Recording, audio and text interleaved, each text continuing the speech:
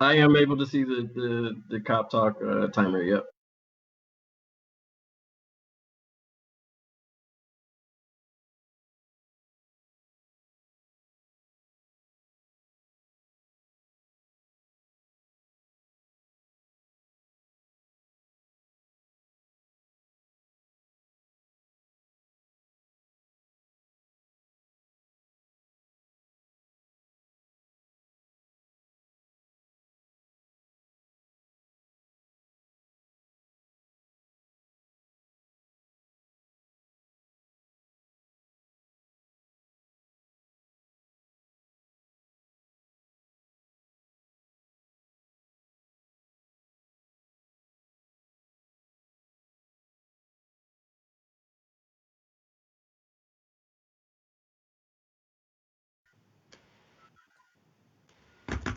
Hey, welcome to Cop Talk.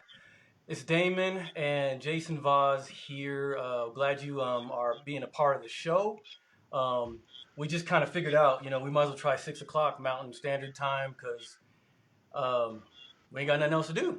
I know that I'm in quarantine, Damon, you're in quarantine, and so we're trying to make the best use of this time, and also try to serve somehow in the capacity that that's beneficial to people, and that's what Cop Talk is all about. Yeah, my name is Jason, and this is Damon. He's a retired Aurora Police Sergeant.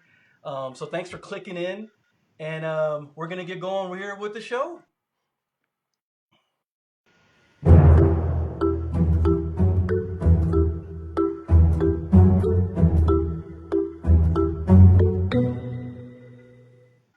So, Damon, why don't you start out just by giving us a little bit of understanding of what Cop Talk is? Yeah, sure. Thanks for everybody for joining us tonight.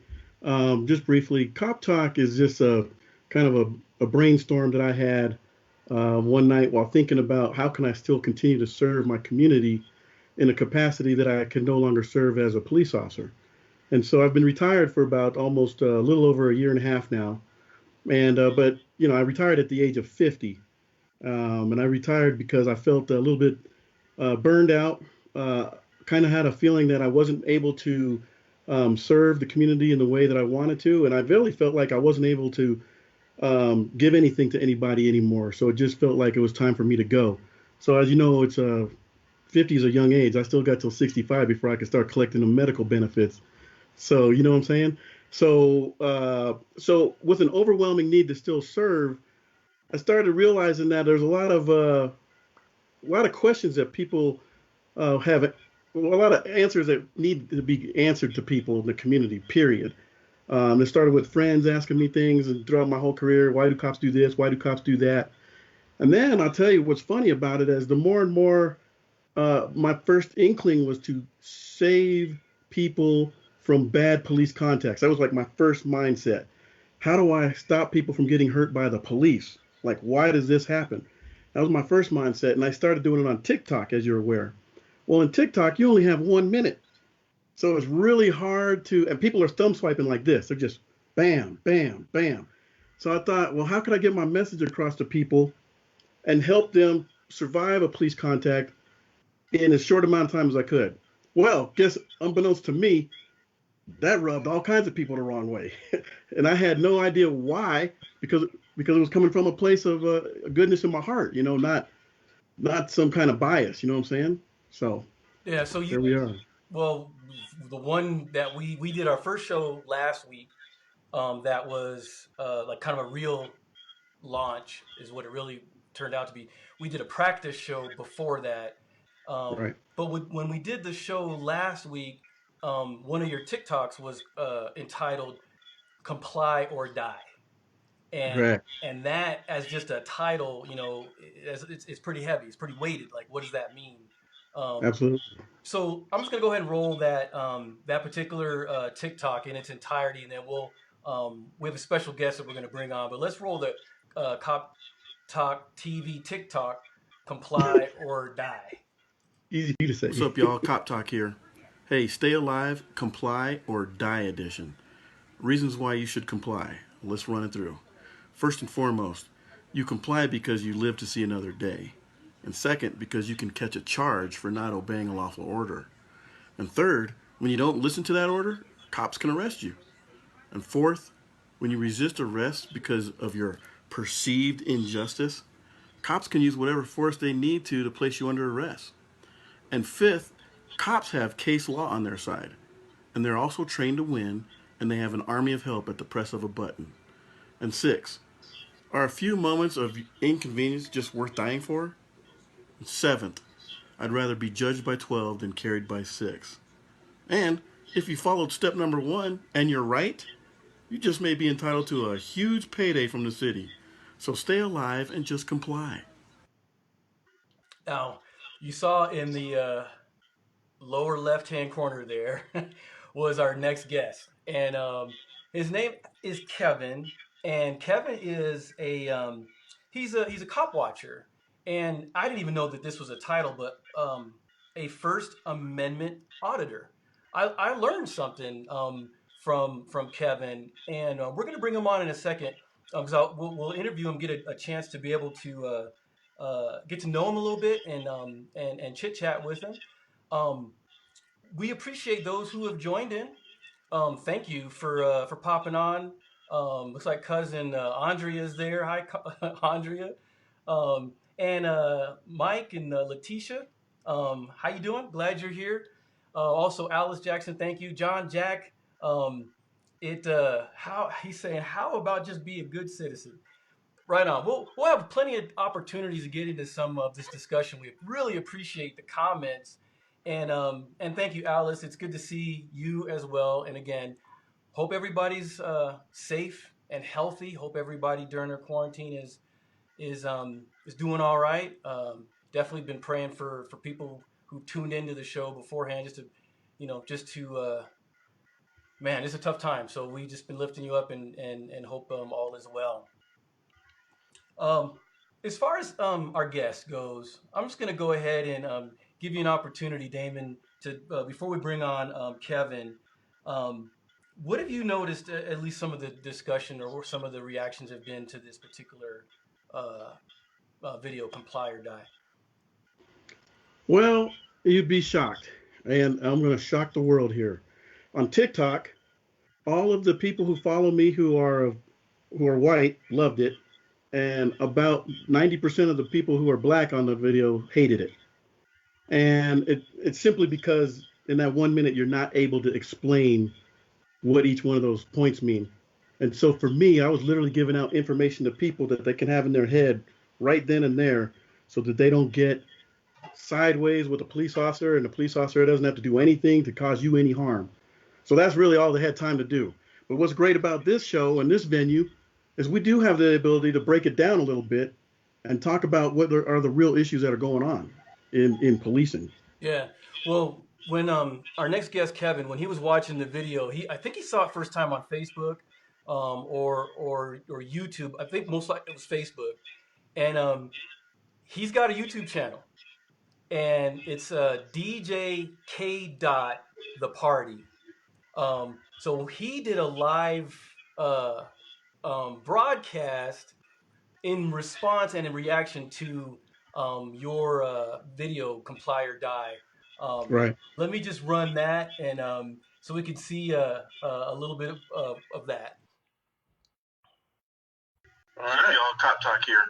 Hey, stay alive, comply, or die edition. Reasons why you should comply. Let's run it through. First and foremost, you comply because you live to see another day.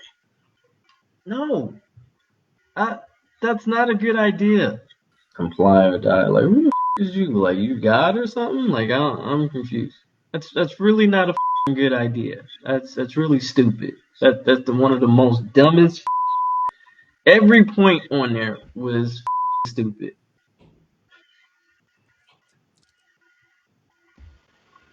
So I want to welcome our guest, Kevin. We appreciate you being on here. You've got strong feelings, and we want you on this show because you have a voice, and you've got reaction, and I think it's important to be able to share in this discussion. So welcome to the show. I appreciate you being here. appreciate you guys having me. I appreciate it. When I have just so our audience knows, and Kevin, you know this too. I don't know. Sure. I haven't Yeah. even had a chance to ask you anything about like your background, your history, who you are, or what's going on. Literally just got to know you through Facebook and reacting to the video, as did Sure. Damon. So why don't we just start out? I mean, do you mind just telling me a little bit about yourself, and All right. just so I can get to know and get to understand a little bit of what a cop watcher is and what a First Amendment auditor, what that's all about. So basically, well, okay. So yeah, my name is Kevin. Everybody call me DJ K Dot. So, or Kevin. uh, so basically, there cop watchers and First Amendment auditors are activists people. Um, it's actually a pretty large community. Um, but it's an underground large community. But so basically, cop watchers, we basically are. Let me kind of break it down. Law enforcement. There's law enforcement, and then there's rights enforcement. We're rights enforcement. So we just kind of hold cops accountable at traffic stops or any type of public police setting. First Amendment auditors, we just basically go to governmental buildings and we film them in the course of their duties just to make sure that they're doing everything that they're supposed to do. And if the general public has questions for, what do we do at the city and county? Um, you know, uh, what are what does it consist of? What does the city hall hold? Do they have where can I find the waterworks place? And we'll just guide them through and give them a bit of a tour of their government facilities and what they're supposed to offer the public. So tell me about give me a little bit about history. Where are you from, and why is this a passion of yours? I mean, what was there a point in time or something that said, "Hey, I want to be a cop watcher. I want to serve my community in this way." Great question. Uh, so basically, I'm originally from New Jersey, uh, originally, but I'm sorry. Hold up, hold up. I'm so sorry. Wait a minute. And Wait. I'm sorry to all my New I'm Jersey friends. from Camden. I'm from Camden, New Well, Jersey, wait. You know South what? Jersey. This is what's bugging me out. Okay, Right. we got a lot. We got a lot in common because Really? I was born in Newark, All and right. and North you're a, Jersey. and Okay. you're a DJ. I am a DJ. Yeah, I was a DJ. that's crazy. What high school did you go to? I went to George Washington, GW, all day. Patriots. Montbello, what's up? Yeah, I'm So from, but I lived in Montbello too. I grew up in Montbello and Aurora, see, so I lived wow, on wow, Durham Street. that's Ooh, crazy. okay. Yeah, my same here. My brother and I Yeah, we moved to Aurora in 1977, and yeah. then moved to Montbello in 1982. There we go. There we go. And that's kind of how I start. When we came to Colorado, we moved to Aurora first, and then uh went to Montbello. So I represent the side all day. All right, so that's crazy. All right, That's all right, absolutely all crazy. right. So what was it? What was the point that made you want to get into um, cop watching? But let me back up just a little bit. I want to Sure. show just a video of a cop watch time, and then maybe we can bring Damon in to kind of I'll just play the video. It's from your Okay. YouTube channel. Oh, And okay. yeah, and then we'll just kind of get a little bit more of understanding of what cop watch does or what a Okay. cop watcher Right. does. All right, y'all. We're here at District 1 Aurora Police Station. This is actually the first video that I've done ever since I've been arrested at District 5. So, That's Denver. so I'm back. Okay. I'm Kevin, by the way. Maggie. Kim. I'm a cop watcher. So, I'm a cop watcher. Oh. Yeah, I'm just doing the First Amendment audit right now, just making sure that they doing what they supposed to do. So, let's see. Hello. How's it going? Hey, where can I? Is there a reason why the lobby's closed? Yeah, because they don't have any staff. Huh? They closed it years and years and years ago. Years and years and years ago. What are you talking about? Years and years ago. Well, about 10, 15 years ago, they closed their lobby. The only lobby that's open is over at headquarters, over at Alameda and Chambers. So, but what's in there though? This is our District 1 station. I'm sorry. Can you repeat This is that? our District 1 station. District 1 station, but well, it's not for public accessibility. Right. Well, what about the other address? There's another one, I think in like Ward 5, I think. That's Denver. That Denver? Yeah. The only one in the world that's manned is headquarters over at Alameda and Chambers. Okay. How you doing? I'm Kevin. Very nice to meet y'all. Just wanted to I seen the headquarters one. I was just like, and then I seen on Google that we had other police stations. All right. They're very nice, or whatever. They didn't ask me why I was recording, and they respected our First Amendment right to record to do so. So I guess I'll have to give them a pass for now. So, walk me through that as far as the process goes. Help me understand. Okay, so what I did was a First Amendment audit. So basically, you go to a police station like I did, or any governmental building, and you basically go there to record staff members, police officers, anybody that works in a particular building in in a space that's accessible to the public. No restricted areas or anything like that. And you basically are doing an audit. You're making sure that everybody is doing what they're supposed to do, and making sure that police or anybody else that the staff in the building respect your right to record.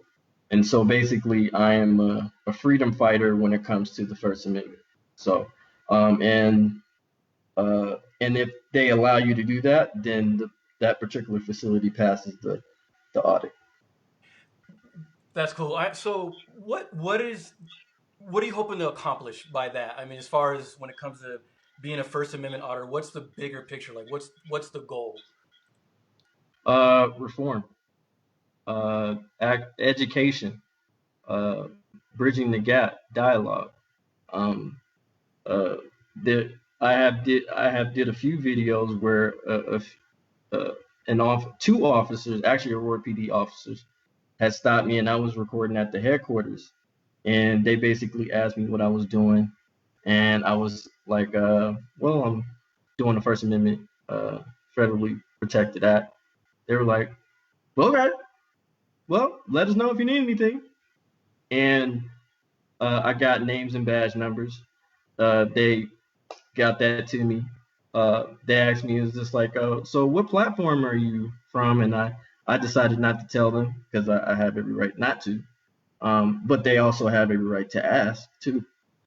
And so there was just like, okay, well, just have a great day.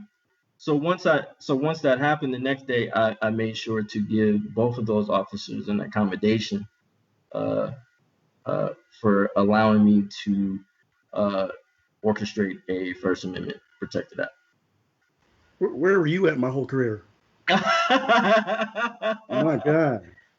I never got he was nice to me. I never got one of them. Yeah. So I mean, it's really the small things. You know what I'm saying? Because again, you're a sergeant, so it basically you would most likely get the accommodation, be like, okay, you would read the accommodation, be like, okay, and then you would go I'm assuming you would go to your officers and be like, hey, so there was a guy that was recording or whatever, and I don't know what you guys did, but he liked you guys, and he said that you respected his First Amendment right, and so guys, keep up the great grind, and then that keeps the momentum going, and that teaches them like, okay, I didn't realize I was probably doing a great thing, but obviously I am, and so that creates a different culture. Uh, those little small things. Sure, sure. Well, I think my perception of what was going on was a little bit different, just Okay, based on some of the footage that I was looking at, perusing through your channel. sure. But I understood where you were coming from. Hmm. I understood that there's a major problem in policing in America, Hmm. especially towards the black community.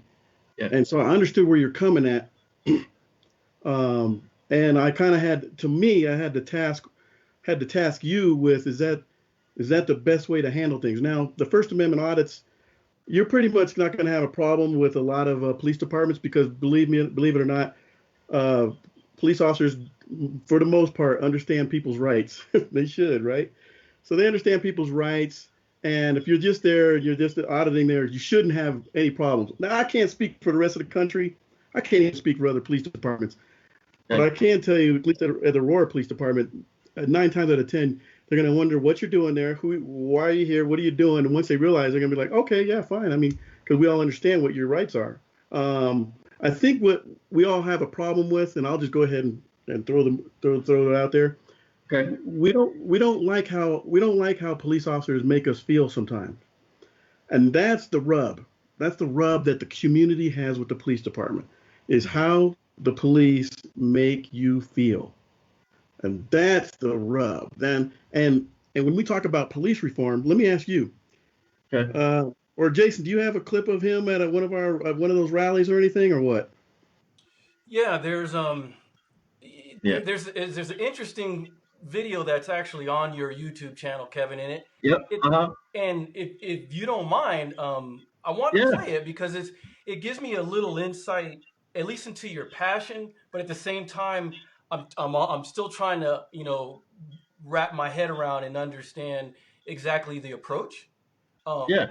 and let's just roll it, and then we can talk about it. Again, our guest. How do you pronounce your last name, by the way? I'm so sorry.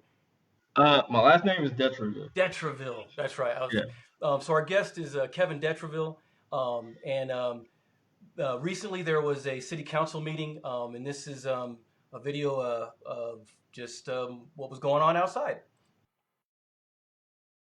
No racist police! No justice, no peace! No racist police! No justice, no peace! No racist police! No justice, no peace! You, you, you, you, and you. Yep, you too. Boy, they super deep though. But we deep too. Oh, dumbass.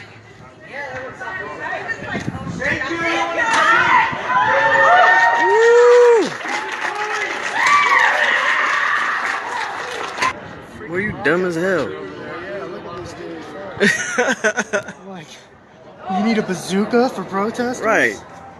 Look at all that. Fuck. Look at all that. But they work for us though. Yeah. Which is That's how crazy. you know. Wait a minute. I didn't even see that big ass He's gun. got a Hold fucking on. rocket launcher. Let's get a pic. So you ugly as hell, son. Y'all be seeing me soon. Real shit. Ugly as shit. You really ugly. Alright, y'all. I was just here at the city council meeting. Went pretty good. Everybody got to say what they needed to say.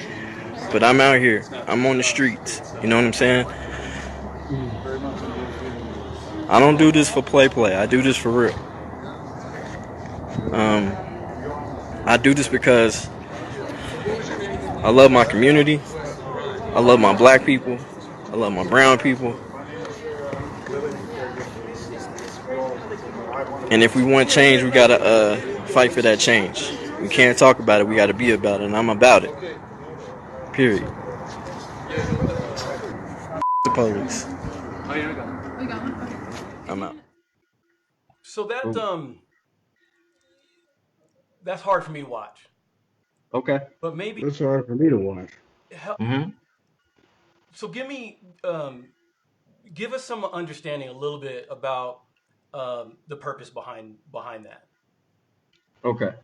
So basically, that was the protest, one of the protests that we had at the city council meeting. They allowed us to speak, but when we were uh, protesting inside the chambers, uh, they didn't like that. The police didn't like that, so they escorted us out. Um, so we didn't like that shit either. And the thing was, when I said F the police, uh, any logical person, any person knows that when I say F the police, I'm talking about the bad police. If you get, because here's the thing, any good police officer would understand, okay, that's that man's First Amendment right. He can say whatever he wants, as long as he's not saying we'll kill the police or threatening a particular officer and telling him what he's going to do to the. None, Yeah, you could say inciting F, violence. you could say F the police, long as I know he's not talking about me, because at the end of the day, I know I'm a good police officer. So I'm not going to be easily offended, because at the end of the day, police officer are law enforcement officers, not field enforcement officers. Right, right, right. So, You know, one thing I've always said is, as a police officer, you are a peace officer first, right? You're a peace officer, and that's our job. I mean, we took a sworn oath to protect and serve, and for at least for me, I took that very seriously. And did I fail at it sometimes? Yes, because human nature kicks in. mhm. But when I looked at your video and kind of saw what you were saying and the reaction that you had towards my video, I was a little bit perplexed because I'm trying to help people, and I couldn't see how I couldn't see how your stance was helping. So what is your goal? Is your goal police reform? And do you think that the manner in which you have chosen is effective, or do you um, just get try to get people angry on camera, or what? Nah, I actually put in the work. You know what I'm saying? Like I'm actually there at the city council meetings. I'm actually there. Uh, I'm actually part of helping uh, create. I don't know if you knew about the new task force and the new the citizen accountability board. You know what I'm saying? I'm a part of that. Oh, good. Uh, I I can honestly say that I helped construct that. So behind the scenes, I'm actually putting in the work. Not only that, but I'm also getting with community community outreach uh, manager Claudine, uh, and we're coming up with youth programs as far as making sure to be more proactive, because I know this summer they anticipated high crime from younger people. So to avoid that, we have to place programs uh, to make sure that they actually have something to do this summer. So, um, so I mean, here's the thing. I'm completely honest. I'm raw. Sometimes I might rub people badly. I really don't care. Yeah, at the end of the day, your opinion doesn't matter unless unless you don't have facts attached to that. Um, I'm willing to talk. I'm willing to come to the table and talk to anybody. Honestly, to tell you the truth, I went way farther than that. At the city council meetings, I told Mayor Kaufman to to shove the gavel up his ass. Mm, Uh, I told the last mayor before him, I gave him a cake that said, before his last night, I told him, "Bye, Mayor Fuckboy." And I described and I detailed the cake because the cake was white and white and pink. And I told him I was just like basically the white the white icing is for white privilege and the pink is for pussy. And that's what he was. Because at the end of the day, he was never elected to be fit in that particular that position. He was appointed because of Mayor Hogan died, and he was put in that slot. The people did not put him in that office, so he took advantage of that shit, and he started doing some real fuckboy shit. So that's why I gave him "Bye, Mayor Fuckboy." I don't care. You know what I'm saying? I care about my community, and at the end of the day, I'm willing to die for my community. And I had to make peace with that. And at the end of the day, what I do is a calling. Everybody ain't built for this. Everybody ain't built to be an activist. Everybody ain't built to voice their opinion. You can put it out, but you gotta be able to be ready to get it this to you as well. Right.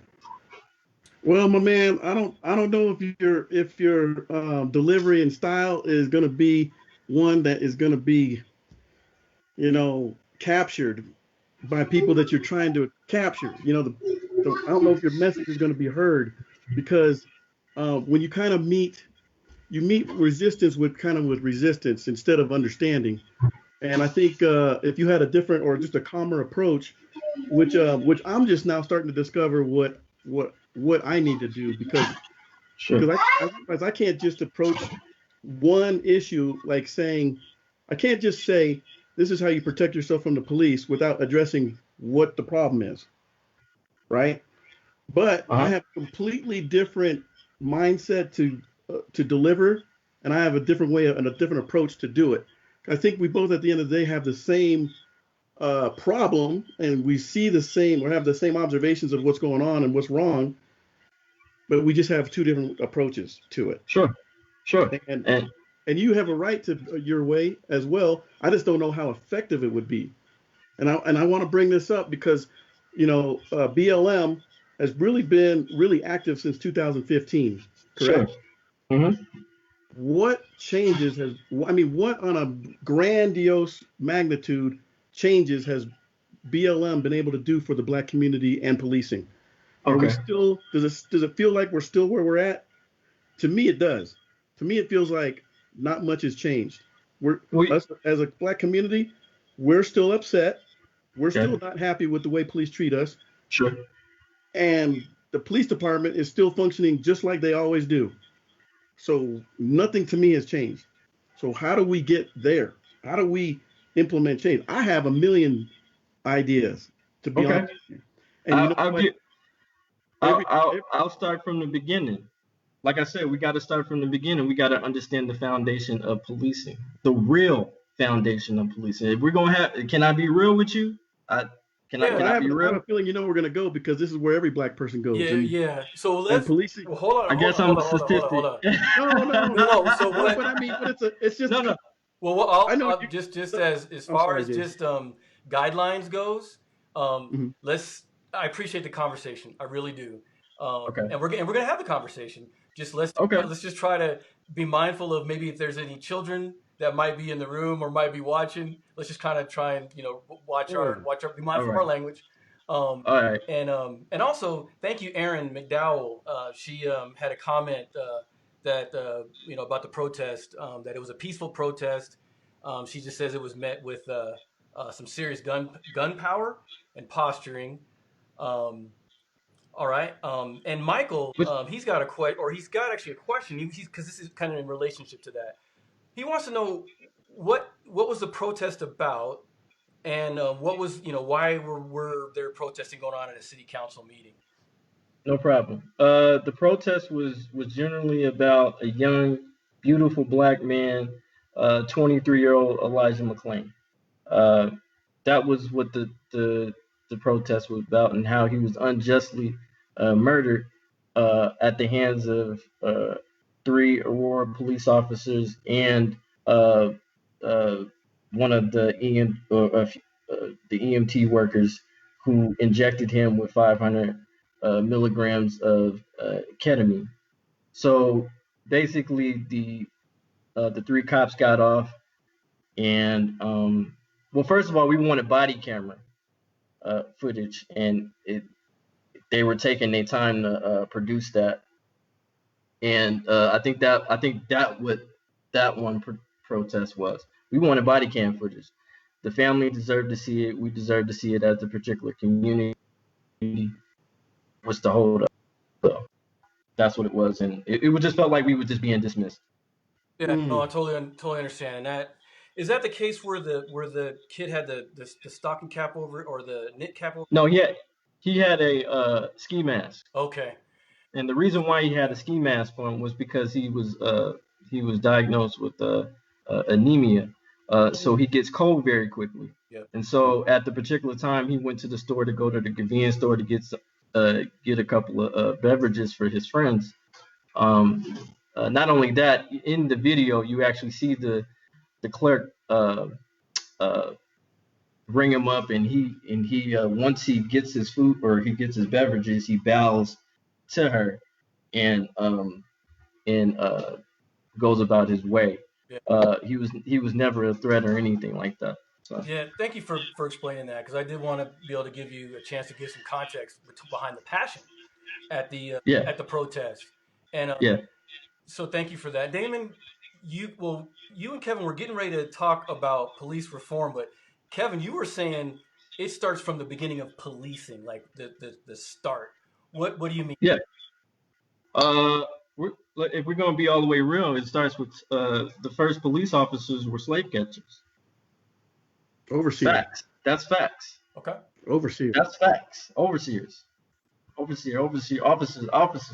It's in the check that and I didn't just get that from the KRS-One. I was say no. that's Boogie Down Productions right there. That's Boogie Down. Yeah.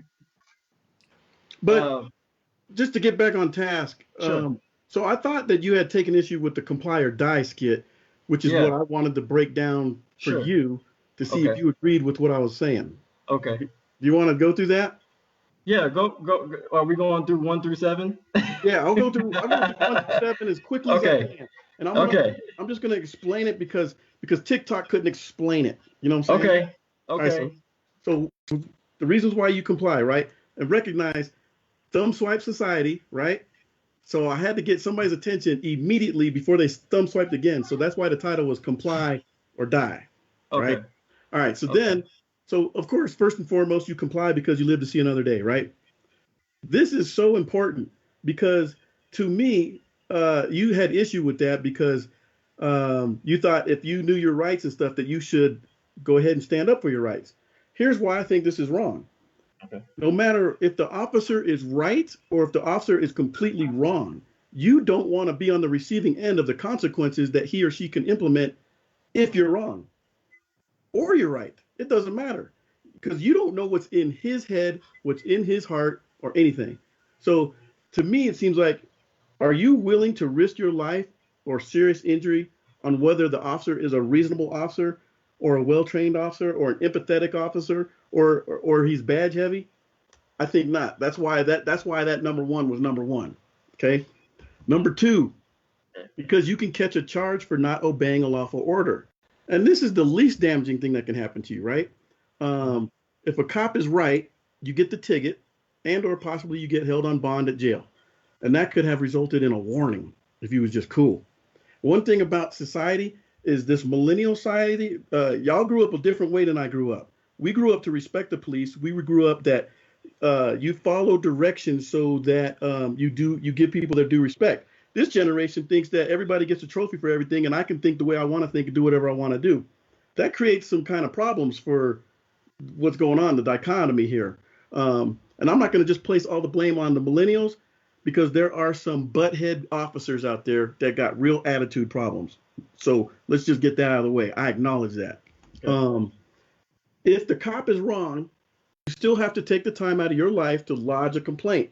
You got to follow through with attorneys, and you got, time away from work and life and all your loved ones and things to just settle what you want to settle.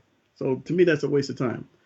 When you don't listen to the orders that cops give, they can arrest you, whether you know it or not. And that's the problem.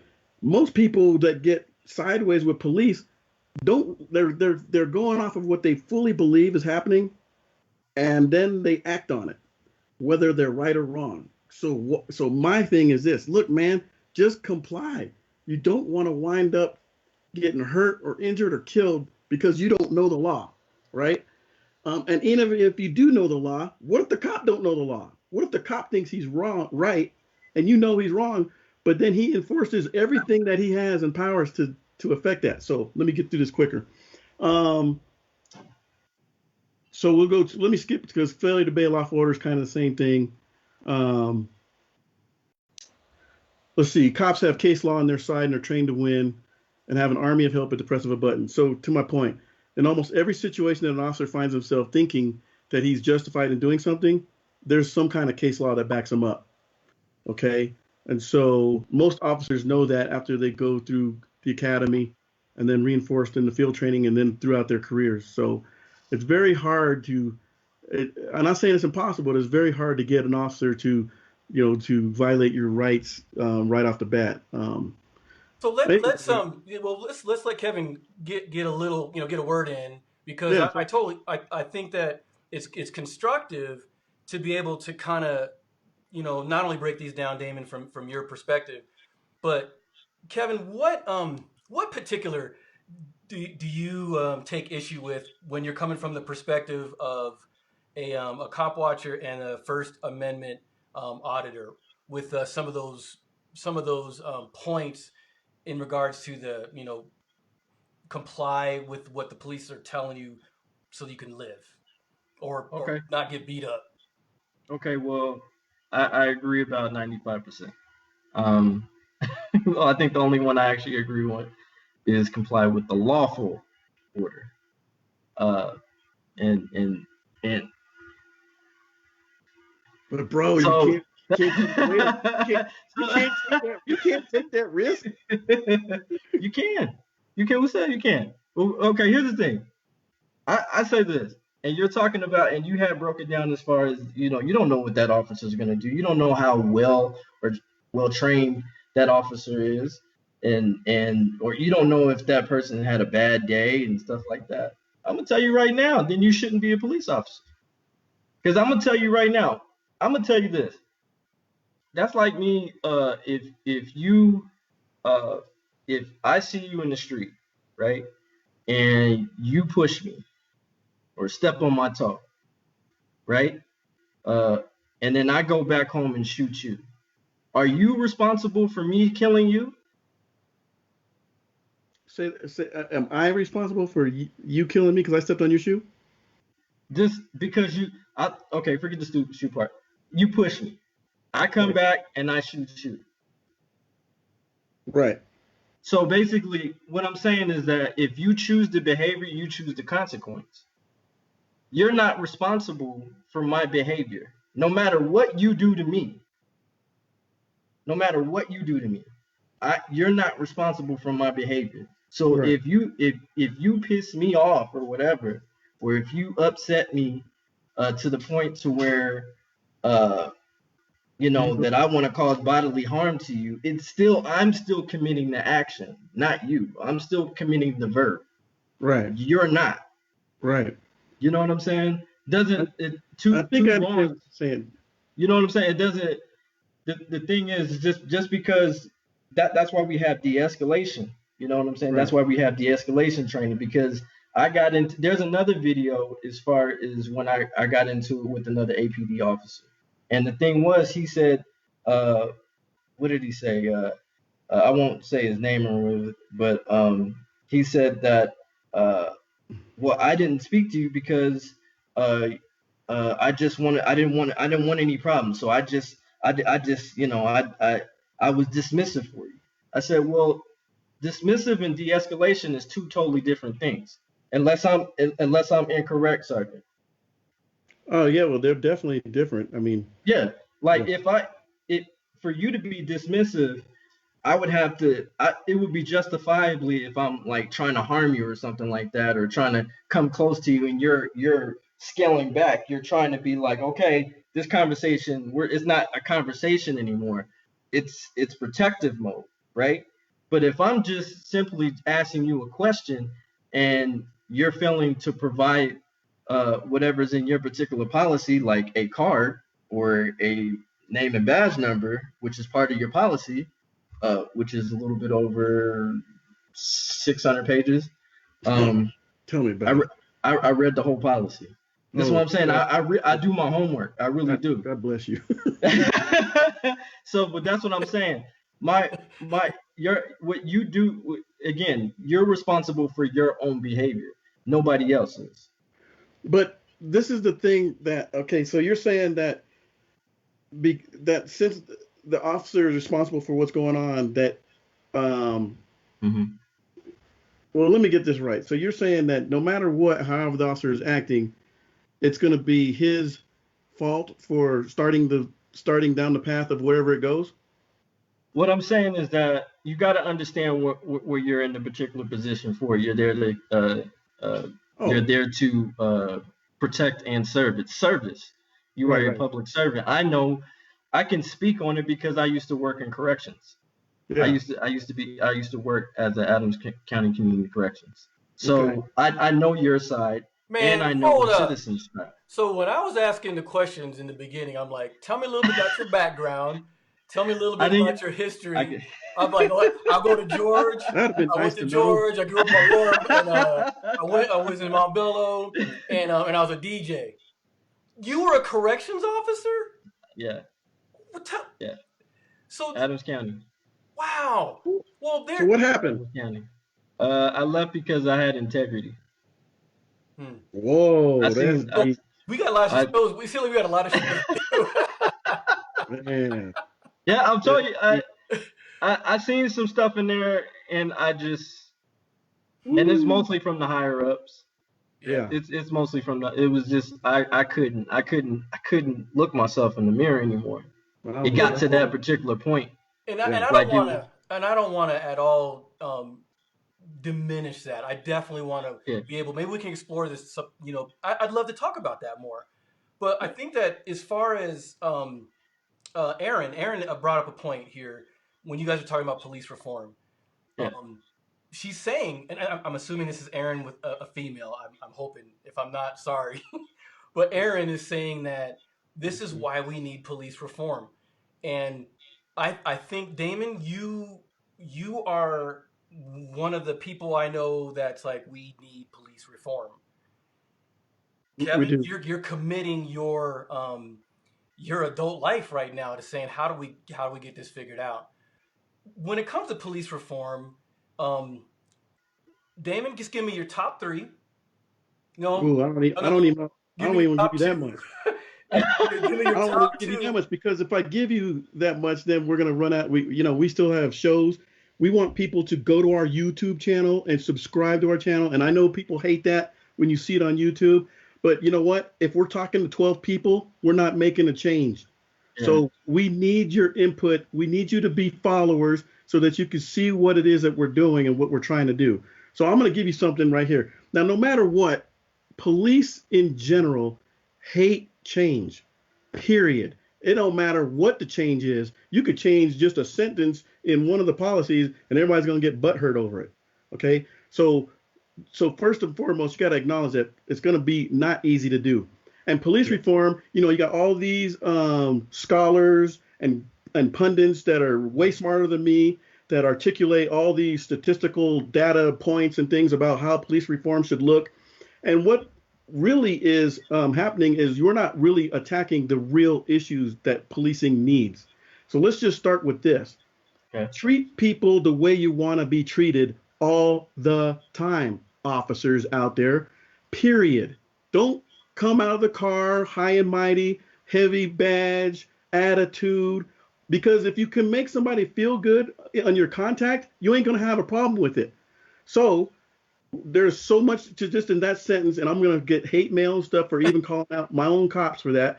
But when I was a patrol officer and when I was a sergeant, That's how I tried to operate. And I wasn't always like that. You know, I did fail. I did fail because I'm human. And it really wasn't until I gave my life to Christ when I really started changing. That's what happened. You know, you talked about the director's manual. The director's manual is something that's a guideline. But if you don't have a force that's higher than that, keeping you in check, then you got to check yourself and figure out. And a lot of cops think that they're strictly there for law enforcement and busting criminals, and that's their entire job.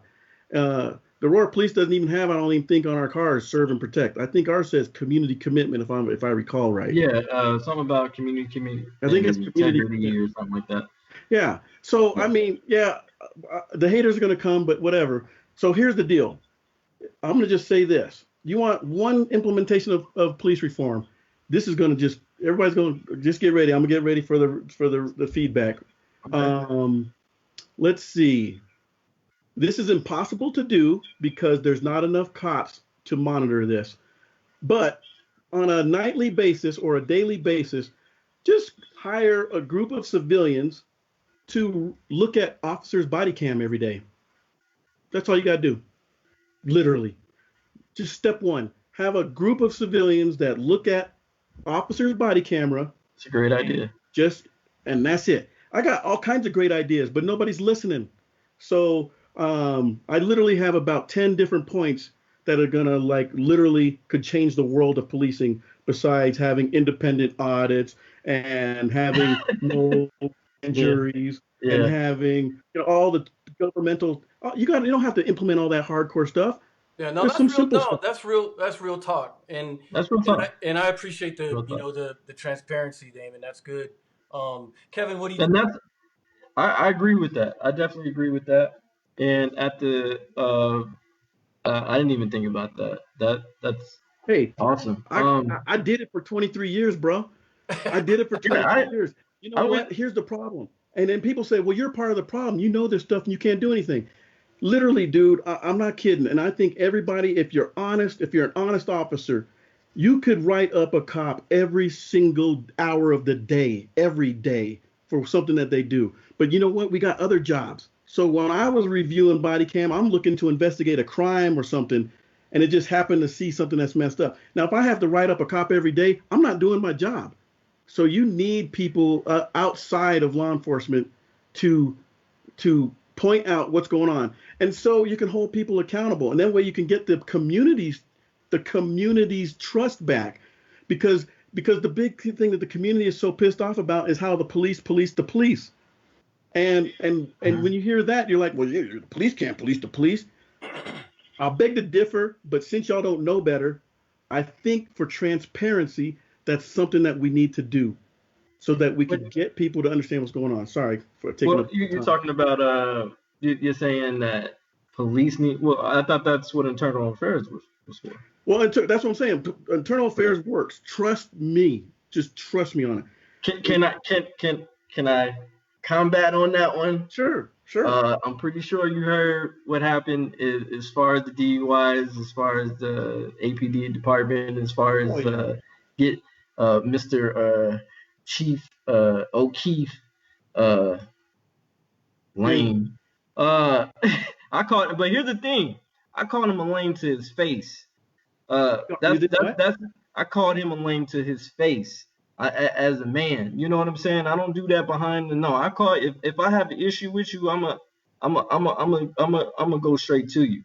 I'm not that online type stuff. I'm gonna go straight to you. But besides that, what I'm referring to is the Myers case, where internal affairs was supposed to investigate it. And they were told by higher management not to just to kind of forget about it. And then the district attorney's office is like, whoa, what happened? Why we didn't get this information? And we had a person who was obviously intoxicated, more than intoxicated. He was 5 times the legal driving limit. And they had to break the glass and, get him out of there. And so that's where I'm talking about. There's no transparency. You know what I'm saying? And not only that, Chief Wilson herself on the news had stated, we know that our community does not trust our police department. Oh, for That sure. came straight out of her mouth. Well, we've been doing that for years, man. But a lot of people, I'm just saying, Yeah, I a lot feel of you. people are naive and like, oh, the police, yay, you know what I'm saying? So, but what I'm saying is that that's a problem. Well, If the police chief, and she's told me plenty of times, like, look, I didn't get the police chief promotion because I was one of those officers who spoke up on stuff, because I wasn't a yes man. You know, this came out of her own. I've had dinner with uh, Chief Wilson, and we had conversation, and we had wow. real conversation. I She could be said, my boss, because and I never even had dinner with her. matter of fact, I've had conversations with Jason, the city deputy city attorney, even the city attorney.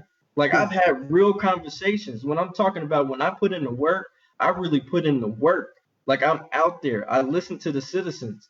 Well, I give them feedback to tell them, like, look, this is what the citizens are saying. You know what I'm saying? I listen to the people, and that's what I had to do as far as activism.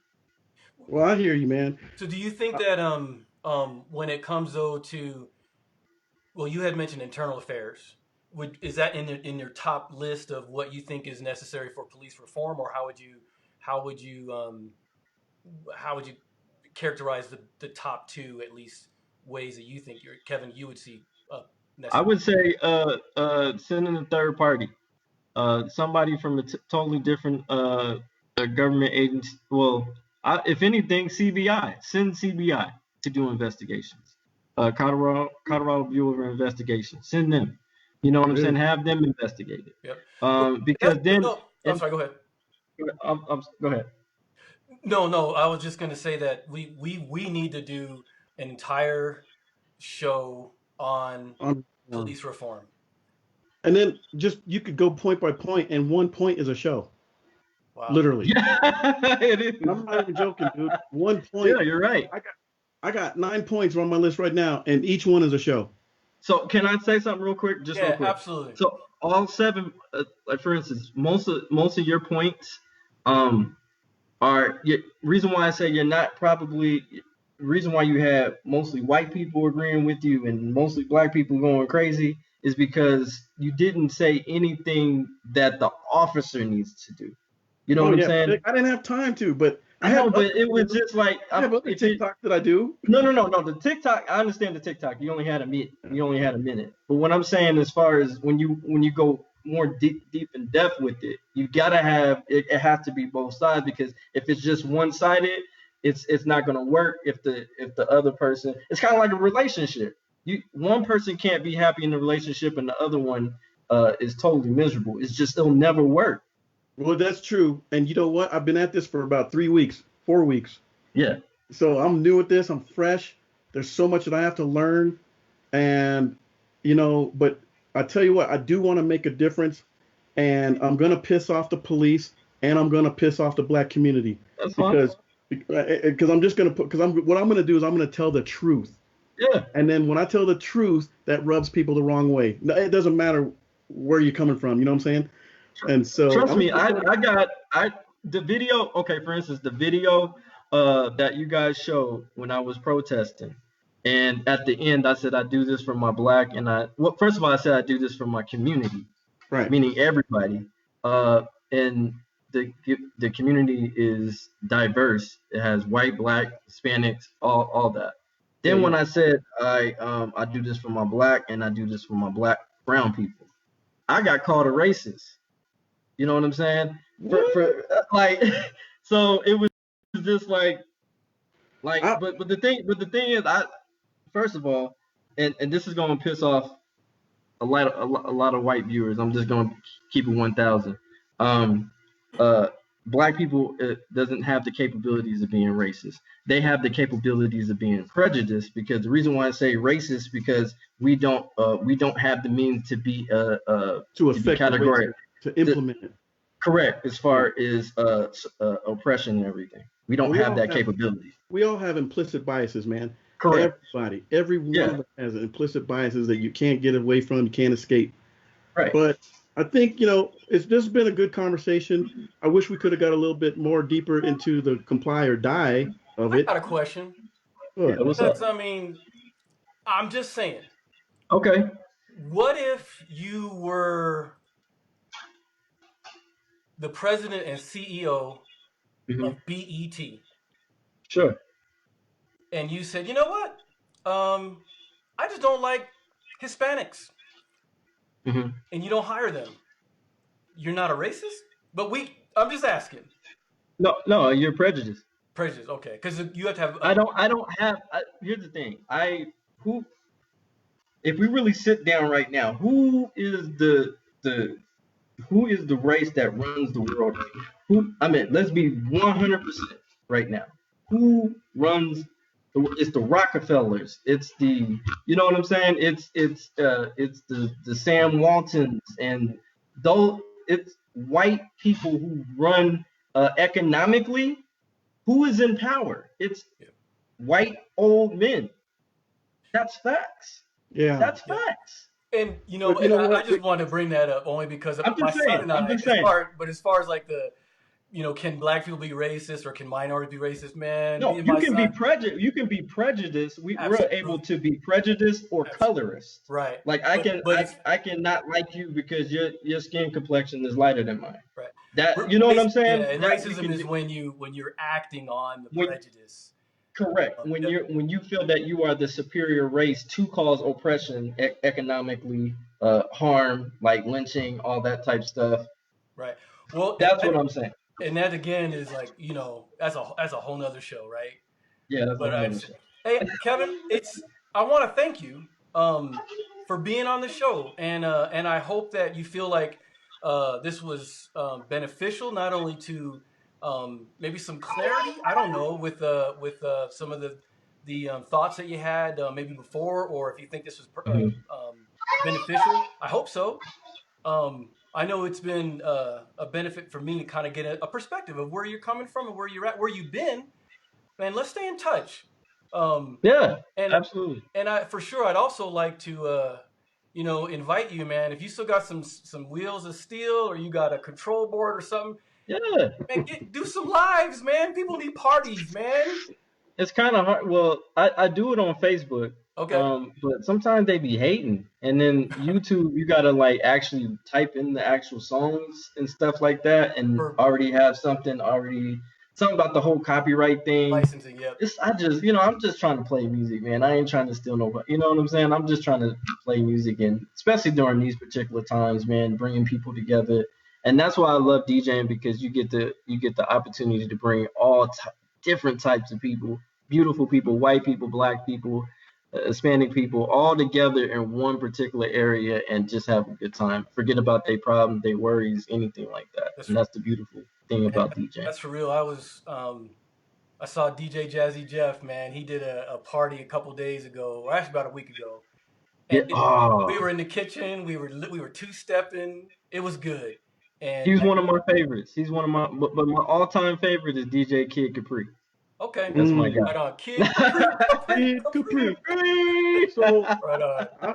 I just want to say this. I know we're getting ready to close. Okay. I think in the future, I think we got to just kind of dive into the issues quicker. And I'm just being critical. No problem. I can't believe how fast time flies, man. Man. It just flies, and we've just scratched the surface. Yeah. Okay. But and that's why I'd love to have Kevin on again. The more we do these shows, the more we learn about what we can talk about and who to bring on. And so if you're interested in being a guest on the show, let us know. Kevin, again, thank you, man, for being with us. And I'm gonna say peace. We'll see you again, and be safe, man. Keep yourself healthy. God bless you, man, and just thanks for looking out. Appreciate you holding those accountable who need to be held accountable. And I do want to say one thing. You know what I'm saying, Sergeant. Thank you for your service. You know what I'm saying. I appreciate. Thanks, man. Don't think that I don't like. I'm here. This like I'm not anti-cop. I'm pro accountability. Period. I feel you. So I feel you. So, All right, man. Well, it's good rapping to you, man. Good meeting you. all right. Good meeting you as well, man. We got to chop it up.